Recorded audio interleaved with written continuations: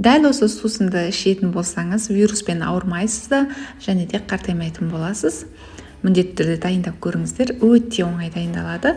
Бізге керекті заттар: апельсин, лимон, имбір, және де таза араның балы, куркума керек болады. Барлық керекті заттардың қабығын аршып, тазалап аламыз. Және де ұсақтап турап алғаннан кейін терең шұңғыл ыдысқа салып, үстіне балды саламыз, және де куркуманы саламыз да блендердің көмегімен езетін боламыз. Толықтай езілуі керек.